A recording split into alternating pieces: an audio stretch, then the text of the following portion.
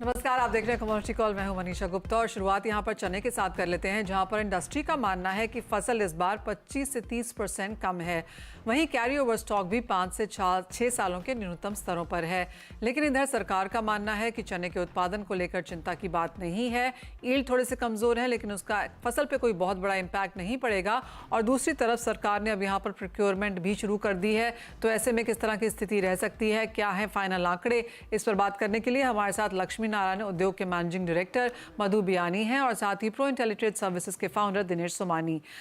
मधु जी, आपसे पहले जानना चाहेंगे कैसे देखते हैं आप ओवरऑल आंकड़ों को, क्योंकि जो कंज्यूमर अफेयर सेक्रेटरी की जो स्टेटमेंट्स हैं रिपोर्टर्स को, उसके हिसाब से चने की फसल को वो नहीं मानती कि बहुत बड़ी दिक्कत की बात है, लेकिन इंडस्ट्री का कहना कुछ अलग है। नमस्कार मनीषा जी, आपने सही बताया कि इस साल फसल थोड़ी कम है। गवर्नमेंट ने भी खुद के जो एस्टिमेट्स, सेकेंड एडवांस एस्टिमेट जो इशू किए हैं, उसमें गवर्नमेंट ने बताया कि 121 लाख मेट्रिक टन चने का उत्पादन इस खरीफ ईयर में रहेगा। लास्ट ईयर गवर्नमेंट का एस्टिमेट 136 लाख टन था। और मेन बात तो इसमें क्या है, जो कैरी ओवर था पिछले 5-7 सालों का, वो एक कैरी ओवर बहुत कम है। ये बात जरूर है कि कैरी ओवर कम है, फसल कम है। बाकी गवर्नमेंट के सारे प्रयास यही है कि उपलब्धता, इसकी जो चने की अवेलेबिलिटी है, ये मार्केट में बनाए रखे, जो गवर्नमेंट अपने लेवल पे कर रही है। गवर्नमेंट ने काफी कुछ माल भारत दाल के लिए एलोकेशन किया है, और भारत दाल मेन फेस्टिव सीजन में, कंजम्पशन पीरियड में उपभोक्ताओं के लिए 60 रुपए किलो में अवेलेबल रहेगी। तो ये गवर्नमेंट बहुत अच्छा बैलेंसिंग कर रही है। और उसी टाइम पे, एट द सेम टाइम, किसानों को भी अच्छे प्राइस मिल रहे हैं। किसानों को पिछले 5-7 साल में कभी एमएसपी के ऊपर प्राइस मार्केट से नहीं मिला था। नाफेड जरूर 25% माल नाफेड प्रोक्योर करती थी एमएसपी पर। इस साल नाफेड के पास में माल कम आ रहा है एमएसपी पर, और मार्केट में, क्योंकि मार्केट एमएसपी से थोड़ा ऊपर चल रहा है, इसलिए बाजार में माल व्यापारियों को मिल रहा है। एब्सोल्युटली। जैसे आपने कहा कि सरकार के पास, नाफेड के पास यहाँ पर माल है। जो लेटेस्ट नंबर्स मेरे पास हैं, प्लीज़ करेक्ट कीजिए अगर इसमें हमने और इजाफा या गिरावट आते हुए देखी है। एज ऑफ नाउ जो सरकार के बफर स्टॉक में है वो 10 लाख टन यहाँ पर चना है। साथ ही साथ जिस तरह से सरकार ने यहाँ पर अब 15 अप्रैल से नई मैंडेटरी डिस्क्लोजर्स की भी यहाँ पर शर्त लगा दी है, कैसे देखते हैं आप इस नंबर्स को? और जो प्राइवेट रेट भी खरीद रहा है, तो क्या थोड़ा सा सतर्क है, थोड़ा सा कॉशियस है, क्योंकि आपको हर हफ्ते यहाँ पर स्टॉक बताना है सरकार को? मैम, ये बहुत नॉर्मल सी बात है। सरकार चाहती है कि आने वाले नए सीजन के पहले अवेलेबिलिटी चने की या कोई भी अदर पल्सेस की कंज्यूमर के लिए अवेलेबल रहे। इसका स्टॉक होर्डिंग ना हो, इस पे स्पेकुलेशन ना हो, इसलिए सरकार ने व्यापारियों को स्टॉक मंगा है, जो कि जायज बात है। और हर फ्राइडे को वो देना है। तो आज जैसे फ्राइडे है, तो आज मैं आपके चैनल के थ्रू पूरे व्यापारी वर्ग को एक रिक्वेस्ट करना चाहूंगा कि आप अपलोड करिए। सरकार के पास में एक फिगर आने के बाद सरकार भी जानेगी कि एक बाजार में उपलब्धताओं को लेकर कोई एक बड़ी समस्या एज ऑफ नाउ नहीं है, जिससे उनको कोई कड़ा स्टेप लेना पड़े। बाकी ये तो सभी जानते हैं कि थोड़ा एक 15 से 20% क्रॉप में कमी है, और चना फंडामेंटल स्ट्रांग है, जो कि बहुत एक नेचुरल फिनोमेना के वजह से स्ट्रांग है। पिछले कई सालों से एमएसपी पे प्राइस नहीं होना, और इस साल ये चना जस्ट एक एमएसपी से 5% ऊपर ट्रेड हो रहा है, जो कि बहुत अच्छी बात है। और आने वाले समय में इसी के वजह से हम लोग एक देखेंगे कि चने की अवेलेबिलिटी आने वाले कई सालों में अब बढ़ेगी, जो कि बढ़ना भी चाहिए चने का कंजम्पशन को देखते हुए। ऑलराइट, तो भाव 5% एमएसपी से ऊपर हैं, फसल 15 से 20% इस बार कमजोर बताई जा सकती है। सरकार की नजर ऑफकोर्स चने पे है ही। मधुर जी, अब यहाँ से आप प्राइस व्यू कैसे लेकर चल रहे हैं? क्योंकि अब तक सरकार को कंसर्न तुअर और उड़द से थी, लेकिन अब चना भी एक नया ऐसी दाल उभर के आ रहा है जिससे जनता बरकरार रह सकती है आगे जाके बाजार में। किस तरह की अवेलेबिलिटी, कैसी मांग, और सरकार की तरफ से क्या स्टेप्स, और आगे प्राइसेस कैसे देखते हैं आप? मैम, ये देखिए कि चने की अवेलेबिलिटी, जैसे मैंने बताया कि आज के तारीख में भरपूर है। थोड़ा बहुत जो स्टॉक हो रहा है, पहले नाफेड स्टॉक करती थी, अब थोड़ा व्यापारी स्टॉक कर रहे हैं। उनको भी पता है, मिलर्स को भी पता है कि एक चना हम लोगों को 6 महीने बाद ये अवेलेबिलिटी कम हो जाएगी, तो वो थोड़ा बहुत माल लेके चल रहे हैं। ताकि हम लोगों की जिम्मेदारी है कि मार्केट में अवेलेबिलिटी बनाए रखने की, जो कि हम लोगों ने कोविड में पीरियड में भी हम लोगों ने वो बना के रखी है मिल चला के। तो अभी तो बहुत नॉर्मल सी सिचुएशन है। गवर्नमेंट ने अवेलेबिलिटी वो पल्सेस की ओवरऑल पल्सेस की अवेलेबिलिटी देश में सुनिश्चित करने के लिए सरकार ने मटर का इंपोर्ट भी ओपन किया है, उसको एक्सटेंड किया है 2 बार। तो मटर भी आ रहा है, 15 लाख टन मटर का इंपोर्ट हो चुका है जी। और एक 2-5 लाख टन मटर आ सकता है। तो अवेलेबिलिटी को लेके कोई कंसर्न नहीं है। प्राइस वाइज ये एक 10-15% एमएसपी से ऊपर जा सकता है। जो आज 5-7% है, वो एक 10-15% ऊपर जा सकता है। और चना फंडामेंटली स्ट्रांग है और टेक्निकली भी बहुत स्ट्रांग जोन में ट्रेड कर रहा है। ऑलराइट, तो टेक्निकली फंडामेंटली थोड़ा सा सपोर्ट यहाँ पर चने को मिल सकता है। 5% एमएसपी के ऊपर है, 10 से 15% एमएसपी के ऊपर भी यहाँ पर प्राइसेस के जाने की उम्मीद है। और जैसे कहा गया, सरकार की नज़र इसके ऊपर है, सरकार और स्टेप्स यहाँ पर उठा सकती है, ऐसा लगातार सरकार हमें कहती भी आई है। मधुर जी, बहुत शुक्रिया साथ जुड़ने के लिए और चने के फंडामेंटल्स पे पूरा डिस्कशन करने के लिए। लेकिन इसी के साथ एक ब्रेक का समय है, लौटेंगे तो दिनेश सोमानी जी जुड़ेंगे हमारे साथ, उनसे जानेंगे trading strategies. Pro intelligence services के फाउंडर दिनेश सोमानी हमारे साथ हैं। दिनेश जी नमस्कार। एक बात आपसे पहले एनर्जी पे ही करना चाहेंगे, क्योंकि आज सुबह 8 और 10 बजे के बीच में जिस तरह की हलचल हमने क्रॉस एसेट क्लासेस में आते हुए देखी, एक बहुत बड़ा मूव कच्चे तेल में भी बनता हुआ नजर आया था। एक समय पर 4.5% की तेज़ी थी और अब वो तेज़ी कंप्लीटली गायब होती हुई नजर आई है।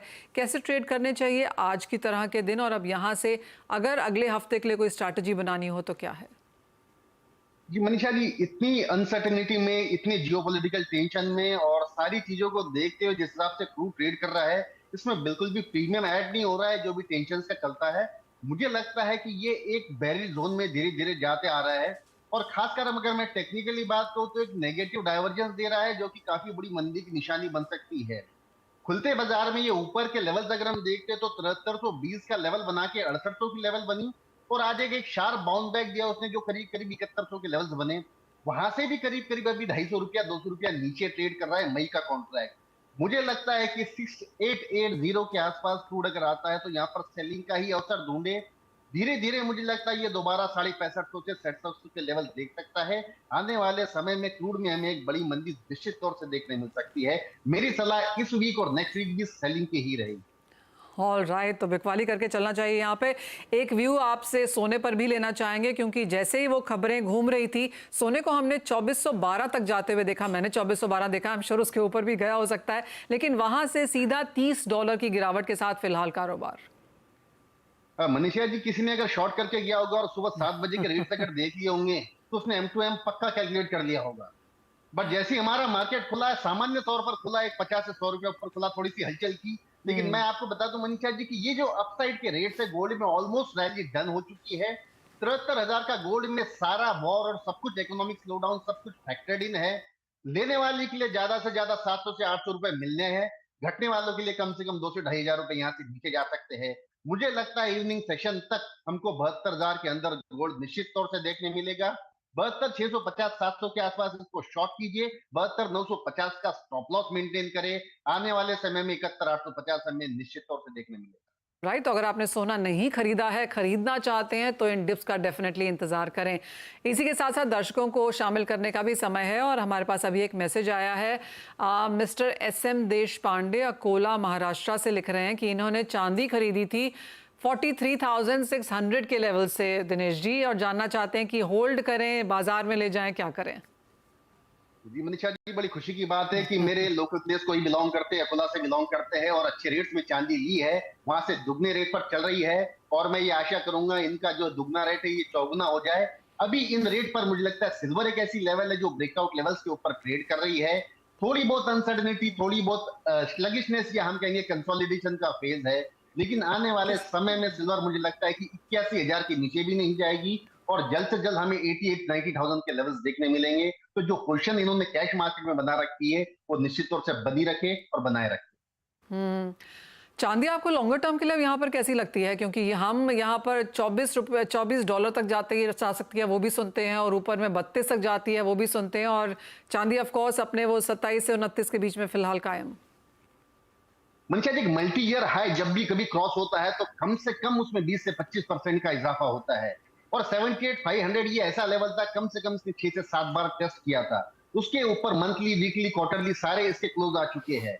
मुझे लगता है इसमें मूव एक विस्फोटक व्यू का इंतजार है। कोई एक ट्रिगर आएगा जो इसको एक बड़ी तेजी की तरफ लेकर जाएगा।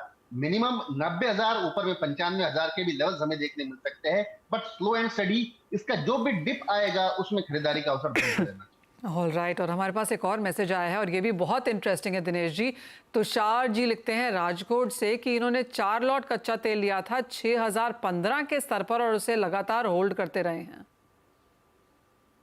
काफी अच्छे मुनाफे में थे। इनकी पोजीशन ऊपर में 7300 भी गई थी, 7100 भी आज आई थी। मुझे लगता है कि पोजीशन को एग्जिट करना चाहिए, क्योंकि अब इसमें लॉन्ग टर्म ऐसी कोई तेजी नजर नहीं आती है। अगर ये कहीं भाई 6950 6900 के आसपास अगर मई का कॉन्ट्रैक्ट आता है तो मुझे लगता है पोजीशन एग्जिट करके कहीं और अल्टरनेटिव कमोडिटीज, बेस मेटल्स या something silver of that kind उसमें इन्वेस्ट करना चाहिए। जी हाँ, इनको लगा होगा कि एक जगह पैसा बनते जा रहा है, लगातार बनते जा रहा है, तो क्लियरली होल्ड किया है, लेकिन अब क्लियरली यहाँ से निकलने का समय भी है। ये मैसेज है संजीव जी का राजस्थान से। ये किसान है, इनके पास 100 क्विंटल गुआर सीड पड़ा हुआ है, क्या करने की राय है? बिल्कुल राय ये है, उनका अच्छा समय निश्चित तौर से और जल्दी आएगा। बड़े समय के बाद में ग्वार में पॉजिटिव मोमेंटम आया है। 5550 के लो से 5050 के लो से इसमें 500 रुपए की रिकवरी होकर 5550 के आसपास का लेवल आया है। इसका मोमेंटम देखते मुझे यूं लगता है कि आने वाले समय में 5800 के रेट ये दे सकता है। एक महीने का इंतजार करें, मुझे लगता है 5800 5800 के आसपास आप एग्जिट कर सकते हैं। ऑल राइट, तो गुआर सीड में यहाँ पर अच्छी खासी बढ़त हम ऑलरेडी देख चुके हैं और यहाँ से कुछ मुनाफा लिया जा सकता है। बहुत शुक्रिया दिनेश जी साथ देने के लिए। और जाते जाते आपको बता दें कि कमोडिटी बाजार की तरफ लोगों का ज़बरदस्त इंटरेस्ट है और लोग बाजार में निवेश तो करना चाहते हैं लेकिन सही तरीका नहीं जानते। ऐसे में आपकी मदद करने के लिए CNBC आवाज़ लेकर आया है अब तक की सबसे अनोखी पहल। देश विदेश के कमोडिटी बाजार के दिग्गजों से सीखिए कमोडिटी बाजार के गुर, सीखिए कैसे करते हैं बाजार में कमाई, जानिए FNO और पोर्टफोलियो हेजिंग के फंडे, कैसे पहचाने बाजार के ट्रेंड्स, क्या है नए बाजार के डायनामिक्स और एडवांस टेक्निकल इंडिकेटर्स, कैसे पढ़ें और समझें चार्ट्स के पैटर्न। इसके अलावा भी बहुत कुछ होगा लाइव सेशन में। साथ ही कमोडिटी से जुड़े आपके हर सवाल के जवाब भी आपको मिलेंगे। तो इस एक्सक्लूसिव वेबिनार का हिस्सा बनने के लिए अभी लॉग इन करिए।